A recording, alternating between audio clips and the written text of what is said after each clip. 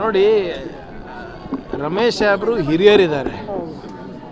ಅವರು ನಮ್ಮ ತಂದೆ ಅವ್ರ ಜೊತೆ ಒಡನಾಟ ಇಟ್ಟವರು. ಅವ್ರು ಯಾಕೆ ಹಿಂಗೆ ಮಾತನಾಡಿದ್ದಾರೆ ನನಗೆ ಗೊತ್ತಿಲ್ಲ. ಅದು ಅಥೆಂಟಿಕ್ ಆಗಿ ಮಾತನಾಡಿದಾರ ಇಲ್ಲ ಅದನ್ನು ಗೊತ್ತಿಲ್ಲ. ಬಟ್ ಮೇಲ್ನೋಟಕ್ಕೆ ಅವ್ರ ಧ್ವನಿ ಅಂದಂಗೆ ಕಾಣಿಸುತ್ತೆ. ಆದರೆ ಅಲ್ಲಿ ಹೇಳಿರೋದು ನೋಡಿದ್ರೆ RSSಯಿಂದ ನಾವೆಲ್ಲರೂ ಹೆದರ್ಕೋಬೇಕು, ಅವರು ಯಾವುದೇ ಹಂತಕ್ಕೆ ಹೋಗ್ತಾರೆ ಅಂತ ಕೂಡ ಅದರಲ್ಲಿ ಹೇಳಿದ್ದಾರೆ. ಅದರಲ್ಲಿ ಭಾಳ ಸ್ಪಷ್ಟವಾಗಿ ಒಂದು ಸರಿ ಅಲ್ಲ 2 ಸರಿ ಏನು ಹೇಳ್ತಾರೆ ಅಂದರೆ, ಅವನು ಮಣ್ಣು ಹಾಕ್ತಾನೆ, ಸಾಯಿ ಹೊಡಿತಾರೆ, ಆಮೇಲೆ ನೀವು ಹೇಳ್ದಂಗೆ ಅವಾಚಕ ಶಬ್ದದಲ್ಲಿ RSS ಅವರಿಗೆ ಬೈದಿದೆ. ಸೊ ಇದ್ರ ಸ್ಪಷ್ಟೀಕರಣ ನನಗಲ್ಲ, BJP ನಾಯಕರು ಕೊಡಬೇಕಲ್ಲ. ಈಗ ಕಾನೂನಾತ್ಮಕವಾಗಿ ಪ್ರಶ್ನೆ ಕೇಳಿದ್ದಕ್ಕೆ ಸಂವಿಧಾನದ ಪರವಾಗಿ ನಾವು ನಿಂತ್ಕೊಂಡಿದ್ದಕ್ಕೆ BJP ಸಂಸದರಿರ್ಬೋದು, ಶಾಸಕರಿರ್ಬೋದು, ಅಥವಾ RSS ಬೆಂಬಲಿಗರಿರ್ಬೋದು, ಅವರು ಈ ರೀತಿಯಾಗಿ ಥ್ರೆಟನ್ ಮಾಡ್ತಾರೆ ಅಂದರೆ ಯಾವ ಮಟ್ಟಕ್ಕೆ ಈ ಸಂಸ್ಥೆ ನಮ್ಮ ಸಮಾಜದಲ್ಲಿ ಬೇರು ಬಿಟ್ಟಿವೆ ತಾವೇ ತಿಳ್ಕೊಬೇಕು. ಅಂದರೆ if you are ready to threaten the home minister of Karnataka, ನೀವು ಯೋಚನೆ ಮಾಡಿ ಅವ್ರ ಹಿಂದೆ ಯಾರ್ಯಾರು ಇರ್ಬೋದು ಅಂತ.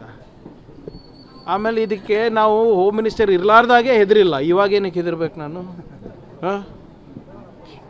ಇದೇನು ಮೊದಲನೇ ಸಾರಿ ಮಾಡ್ತಾ ಇರೋದು?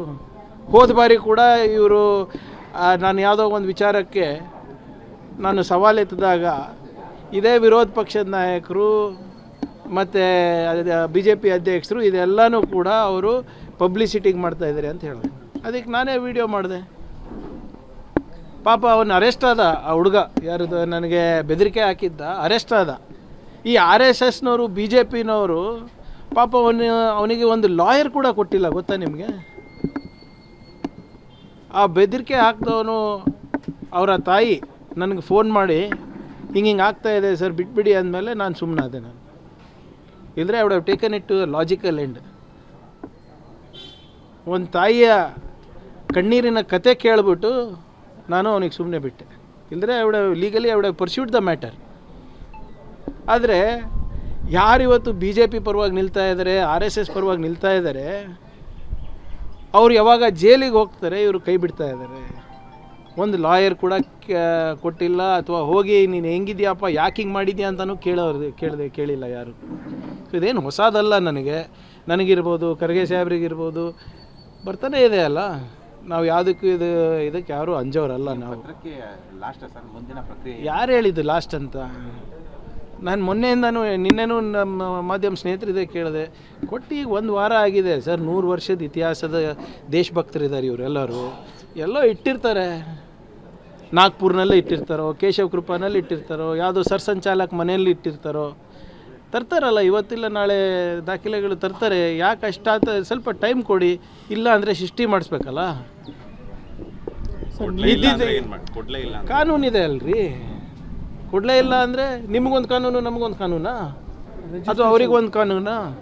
ಈಗ ಇದ್ದಿದ್ರೆ ಇಷ್ಟೊತ್ತಿಗೆ ನನ್ನ ಮುಖಕ್ಕೆ ಬಿಸಾಕ್ತಾ ಇರಲಿಲ್ವೇನ್ರಿ? ಎಷ್ಟು ದಿನ ಟೈಮ್ ಅಂತ ಕೊಡ್ತೀರಾ ಸರ್ ನೀವೇನಾದ್ರು? ನಾನು ಯಾರು ಇವ್ರೆ?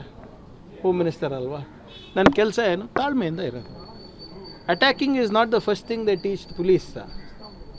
ರೆಸ್ಟ್ರೆಂಟ್ ಇರಬೇಕು, ತಾಳ್ಮೆ ಇರಬೇಕು, ಕಾನೂನಾತ್ಮಕವಾಗೇ ಮಾಡಬೇಕು. ಆ ಚೌಕಟ್ಟನ್ನು ನಾನು ಮೀರೋಕ್ಕಾಗಲ್ಲ, ಅವರು ಮೀರೋಕ್ಕಾಗಲ್ಲ, ನಾನು ಅವರಿಗೆ ಮೀರಕ್ಕೂ ಬಿಡೋದಿಲ್ಲ. ಬರಲಿ. ಈಗ ಇಷ್ಟು 100 ವರ್ಷ ಕಾದಿದ್ದೀರಂತೆ ಒಂದು ಡಾಕ್ಯುಮೆಂಟಿಗೆ, ಇನ್ನೂ ಒಂದು ತಿಂಗಳು ಕಾಯೋಕ್ಕೇನಪ್ಪ ನಿಮಗೆ? ರಿಜಿಸ್ಟ್ರೇಷನ್ ಆಗೋದು ಫೈನಲ್ ಅಂತ ಹೇಳಿ. ರಿಜಿಸ್ಟ್ರೇಷನ್ ಅಲ್ಲ, I want to know who they are. ಈಗ ಮೊನ್ನೆ ನೀವೇ ಕೇಳಿದ್ರಿ ನನಗೆ, ಪ್ರಿಯಾಂಕರ್ಗೆ RSS ಬಗ್ಗೆ ಯಾಕೆ ಕೇಳ್ತಾ ಇದ್ದಾನೆ, ಸುಮ್ಮನಿರೋದು ಬಿಟ್ಟು ಗೃಹ ಸಚಿವರು ಕೆಲಸ ಮಾಡಬಾರ್ದು ಅವರು ಅಂತ. ಅರೆ 20 ಲಕ್ಷ ಜನ ಇಡೀ ರಾಜ್ಯದಲ್ಲಿ ಸೇರ್ತಾ ಇದ್ದಾಗ ಅದು ಜವಾಬ್ದಾರಿ ನಂದ ಏನು? ಮಹಿಳಾ ಮತ್ತು ಮಕ್ಕಳ ಕಲ್ಯಾಣ ಇಲಾಖೆ ಮಾಡಬೇಕಾ ಅದು? ಲಾ ಆ್ಯಂಡ್ ಆರ್ಡರ್ ನನ್ನ ಅಂಡರ್ ಬರ್ತದಾ ಏನು? ಕಾಮರ್ಸ್ ಆ್ಯಂಡ್ ಇಂಡಸ್ಟ್ರಿ ಡಿಪಾರ್ಟ್ಮೆಂಟಿಗೆ ಬರುತ್ತಾ? ಸೊ ಆದ್ದರಿಂದ ಇವತ್ತಿಲ್ಲ ನಾಳೆ ಬರ್ತಾರೆ. ಸುಮ್ಮನೆ ಯಾರ್ಯಾರೋ ನೀವು ದೊಡ್ಡ ಲಾಯರಿಗೆ ಎಡಿಟೋರಿಯಲ್ ಬರ್ಸೋದು, ಸಾಮಾಜಿಕ ಜಾಲತಾಣದಲ್ಲಿ ದೊಡ್ಡ ದೊಡ್ಡ ಫೇಸ್ಬುಕ್ ಪೋಸ್ಟ್ ಹಾಕ್ಸೋದು ಅಥವಾ ಯಾವುದೋ ಒಂದು ಪಾಡ್ಕಾಸ್ಟ್ ಮಾಡಿಸೋದು ಅದೇನೂ ಫರಕ್ ಬೀಳಲ್ಲ ನನಗೆ.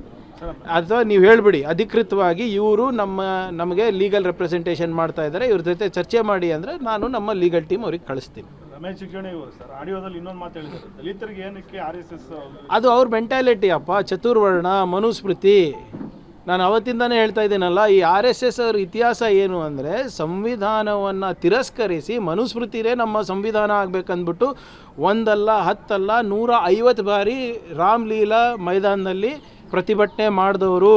ಇದು ಅವ್ರ ಇತಿಹಾಸ, ತಿಳ್ಕೊಳ್ಳಿ. ಕಾನ್ಸ್ಟಿಟ್ಯೂಂಟ್ ಅಸೆಂಬ್ಲಿ ಡಿಬೇಟ್ಸು ಸಂವಿಧಾನದ ಅನುಷ್ಠಾನದ ಬಗ್ಗೆ ಮಾಡ್ತಿರ್ಬೇಕಾದಾಗ ರಿಷಿ ಅಂಬೇಡ್ಕರು, ಮಹರ್ಷಿ ನೆಹರು ಅವರು ಸೇರಿ ನಮ್ಮ ವೇದಗಳನ್ನು ಮುಗಿಸ್ತಾ ಇದ್ದಾರೆ, ಮನುಸ್ಮೃತಿ ಮುಗಿಸ್ತಾ ಇದ್ದಾರೆ, ಇದೇನೋ ಒಂದು ಸಂವಿಧಾನವನ್ನು ತರ್ತಾ ಇದ್ದಾರೆ, ಇದನ್ನು ನಾವು ತಿರಸ್ಕಾರ ಮಾಡ್ತೀವಿ ಅಂತ ಹೇಳಿದ್ದು ಅವರ ಇತಿಹಾಸ.